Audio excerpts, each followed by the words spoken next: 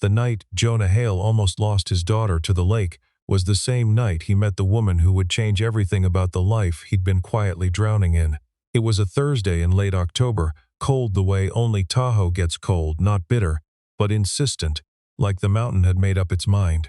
Jonah had brought 7-year-old Penny to the water's edge after school because she'd begged him for the third day in a row, and because he was a father who had a hard time saying no to a girl who'd already lost so much. He kept one eye on her and one hand on the dock cleat he was repairing for the Hargrove Marina, where he'd worked since moving to Kings Beach 4 years ago. The work was steady, the pay was enough, the view was free. Penny had her yellow rubber boots on and was crouching over a tide pool, narrating to herself in the voice she's used when she thought no one was listening, half scientist, half fairy tale. Jonah smiled at his caulk gun and kept working. He heard the splash before he turned. It wasn't dramatic. That was the thing nobody tells you about the moments that stop your heart. They're quiet, a small sound, like a book dropped on carpet. Then Penny was in the water up to her waist, both arms out, mouth open in that silent scream that comes before the real one, and Jonah was off the dock before he'd made any conscious decision to move. The water was 48 degrees. He knew that because the marina posted it on a chalkboard every morning, the way some restaurants post their specials. He grabbed her under the arms and pulled her up and back onto the dock in one motion, and she clung to his chest and finally found her voice, cried the way children cry when they've been genuinely frightened. Big, full-body sobs that shook them both. "I've got you," he said. "Daddy's got you. You're fine. You're fine." He wasn't sure which one of them he was talking to. He wrapped her in his flannel overshirt and held her there on the dock while she calmed down, and that's when he heard the footsteps behind him, quick, certain, the kind that belong to someone who knows where they're going. "Is she okay?" The woman who asked was standing at the dock entrance, still in what he'd later understand was her work clothes. Charcoal blazer, dark slacks, the kind of shoes that cost more than his truck payment. She was maybe 40, dark-haired, with the kind of face that looked like it had made a lot of decisions and was currently in the middle of making one more. She had a phone in one hand and a set of car keys in the other, and she'd clearly just come from somewhere important and stopped anyway. Jonah looked up. "She went in. She's okay." The woman let out a slow breath. "I saw from the lot. I wasn't sure if..." She stopped. "Can I help?" "We're good," he said. "Thank you." She didn't leave. She crouched down instead, putting herself at Penny's level, and said, "Hey." That looked really scary. Penny turned her head against Jonah's chest and peered at the stranger with one red-rimmed eye. The rock was slippery. "Rocks near water usually are," the woman said. Not talking down to her, just talking. "You know what I do when I slip somewhere? I go back and look at the exact spot so I know for next time." Takes away considered this. "Does it work?" "Usually. I've slipped in a lot of places." That made Penny almost smile. Almost. She tucked her face back against Jonah's collar. The woman stood and met Jonah's eyes, and there was something in hers that wasn't quite pity and wasn't quite admiration. Something quieter than either. "You moved fast," she said. He shrugged. "It's what you do." She nodded once like that was exactly the right answer, and then she left, heels on the dock planks, keys in her hand, back to whatever important place she'd come from. Jonah watched her go for exactly as long as he should not have. He told himself it was relief, the adrenaline wearing off. The particular loosening that happens when the worst thing you imagine doesn't happen. He was mostly right. Her name was Claudia Vance, and she was in Kings Beach for 6 weeks. That was the part her assistant had made very clear when scheduling the trip up from San Francisco. 6 weeks, no extensions. The Thornwood Resort acquisition needed to be assessed and closed before the end of Q4, or the whole deal fell apart.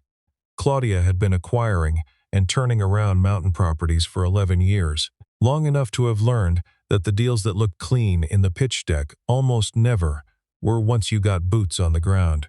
She'd driven up on a Sunday and checked into the resort under a name she used for property visits, Claudia March, guest, Suite 14, because she'd learned early that people behave differently around executives than around civilians. She wanted to see the staff as they actually were, the maintenance as it actually was, the dock situation that 3 separate inspectors had flagged in 3 separate reports, but none of them had been able to explain to her satisfaction. The dock situation was why she'd been walking through the marina parking lot on that Thursday evening when she heard the splash. She'd thought about the man and his daughter for 3 days before she saw him again. That happened on a Monday morning when she went down to the marina to meet the harbor master and found the same broad-shouldered figure on the dock, this time replacing a section of decking with the focused efficiency of someone who'd done it 1,000 times. She recognized the set of his shoulders before she saw his face. Something tightened briefly in her chest, which she noted and filed away. He looked up when she stopped at the dock entrance. Recognition moved across his face, slow and then sudden. "You were here," he said, "last Thursday." "Yes, she's fine," he said immediately, like she might have worried. "Slept like a rock that night. Asked me then if cold water is actually dangerous or just uncomfortable." Claudia found herself smiling without choosing to. "What did you tell her?" "I told her both, depending on how long you're in it." He set down his hammer and straightened.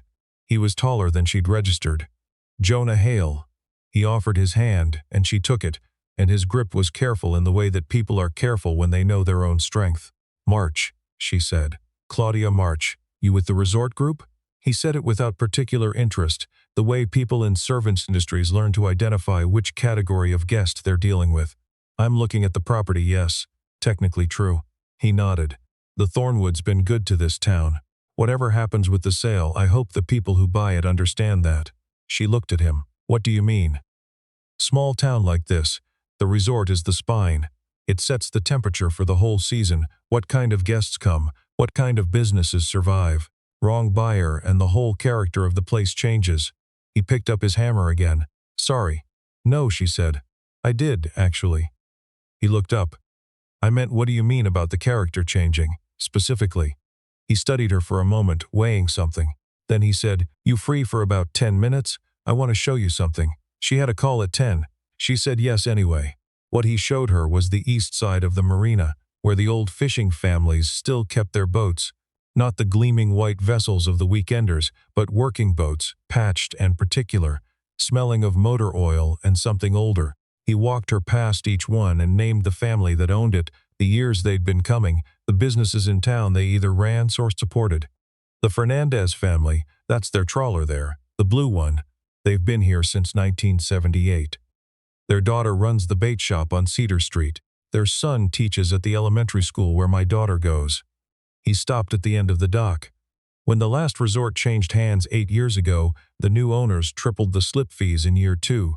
Lost 11 families in the first season. 4 of those businesses closed within 3 years. Claudia was quiet for a moment. "You've been here 4 years, she said. "How do you know what happened 8 years ago?" "My father-in-law told me.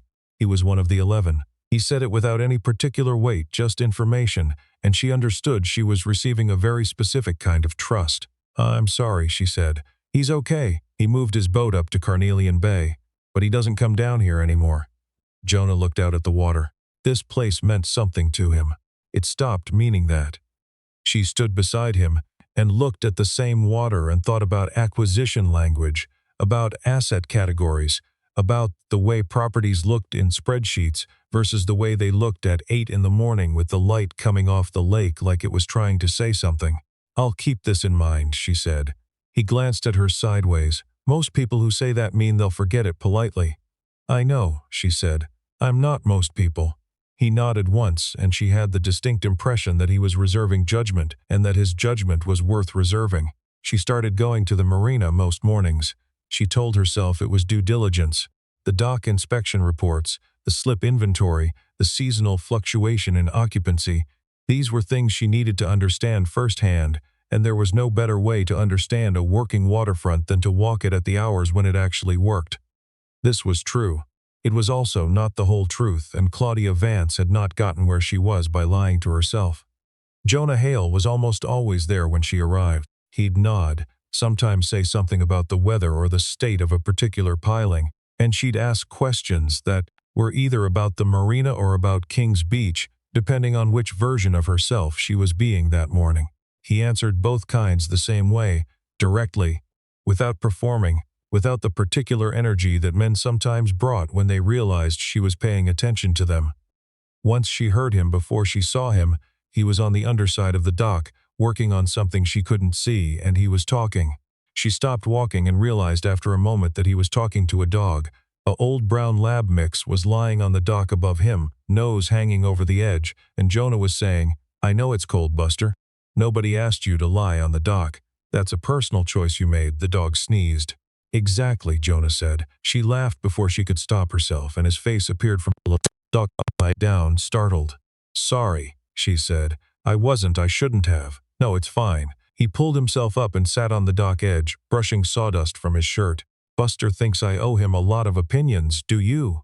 Probably. His previous owner wasn't great. He came with Penny about 2 years ago after her class did an adoption event at the shelter. He scratched the dog's ears. She named him. She was going through a phase where she thought names should be jobs. Her stuffed bear is called Guard. Claudia sat down on the dock beside him, which was not something she planned to do, and said, "What does your daughter want to be?" "A marine biologist," Jonah said without hesitation, "or a veterinarian, depending on the week, or a chef." He paused. "Last Tuesday, she wanted to be a ferry captain. I said I'd support that. You'd support anything." He looked at her. "Yes," he said simply. "I would." She looked back at the water. There was something in his voice that didn't require any response, a completeness to it that she'd met rarely in her life, in people who had found the thing that organized them. She thought about her own answer to that question and how long she'd been giving the version that looked good in an annual report. What happened to her mother, she asked, and then immediately said, "You don't have to. It's fine." He was quiet for a second. She left. Not dramatically. Just decided that the life we were building wasn't the life she wanted, and the brave thing to do was say so before Penny was old enough to remember the dynamic. He said it the way people say things they've had to make peace with through repetition. "I'm not angry about it. It hurt, and then I understood it, and then it was just a fact." Claudia turned to look at him. "That's a very generous way to think about it." "It's the only way that didn't damage Penny," he said. "So it was the only way." She sat with that for a moment. "My ex-husband," she said, not planning to, "once told me that the problem with me was that I was better at acquiring things than keeping them." She said it lightly, the way she'd learned to say the things that still had edges. "I thought about that for a long time after, whether it was true." "Is it?" Jonah asked. "I think it was. I'm not sure it still is." He looked at her the way he'd looked at her on the first morning, with that quality of attention that didn't have an agenda and didn't look away. "For what it's worth," he said, "you've come back here every morning for 2 weeks. That's not somebody who doesn't know how to keep something." She didn't answer right away. "I keep coming back because the doc reports don't tell the full story," she said. "I know," he said. He was smiling, just barely, and looking back at the water, and she understood that he knew exactly what was and wasn't in that sentence, and he was going to let her have it. She added it to the growing list of things she hadn't expected from him. The morning everything shifted, it almost didn't. She had a call at 7 with the investment committee in San Francisco. The kind of call where every number she'd been building toward for 6 weeks either held together or didn't, and she was in the resort lobby in her blazer and her professional self, phone to her ear, when she heard Penny's voice through the glass doors. The girl was on the front steps of the resort with a backpack nearly as big as she was, waiting for what turned out to be Jonah's truck, which pulled up 60 seconds later. Through the glass, Claudia watched him get out. In his work clothes, sawdust probably already on his jacket even this early, crouched down to check something on Penny's shoe and say something that made her throw her head back and laugh. The investment committee was waiting on the line. Claudia watched Penny climb into the truck, and Jonah closed the door carefully and go around to the driver's side, and she thought about what he'd said 3 days ago about his father-in-law's boat, and about the Fernandez family, and about what it meant when a place stopped meaning something. "Claudia? You there?" the voice on her phone. "I'm here," she said. "I've got the numbers, but before we go through them, I want to talk about the community impact clause." A pause. "That wasn't in the term sheet." "I know," she said. "I want it to be." She found him at the marina at 6 that evening, which was later than she'd ever shown up, and the light was doing something dramatic over the Sierra crest that she was not in the mood to be moved by, and was moved by anyway. He was closing up his toolbox when he heard her footsteps. He turned and looked at her for a second before he said anything. "Long day," he said. "I changed the terms of a deal I've been building for 6 weeks, she said. "My committee thinks I've lost my mind." He considered that. "Have you?" "No. I added a long-term rate protection clause for legacy slip holders and a review process for any fee increases over 10% annually and a community advisory seat on the property board." She said it all in one breath. It'll reduce the projected return by about 4% in year one. Jonah looked at her steadily. Why? Because you showed me the East Dock, she said. He was quiet for a moment, and something moved through his face that she wasn't entirely sure how to read, something that had nothing to do with the deal. My committee wanted to know what changed my thinking, she said. I told them I had a conversation with a local stakeholder with detailed knowledge of historical patterns. He almost smiled. That's very official language. I'm a very official person. No, he said. You're not. She looked at him. He was looking back at her the same way he always did, and she realized that the thing she'd been calling due diligence for 6 weeks was something else entirely, and that she had 2 more days in Kings Beach, and that the only decision she'd made in this month that she was entirely sure about had nothing to do with the resort. I leave Friday, she said. He nodded. He didn't look away. I've been trying to figure out the right way to say something, she said, and I've decided there probably isn't one, so I'm just going to say it.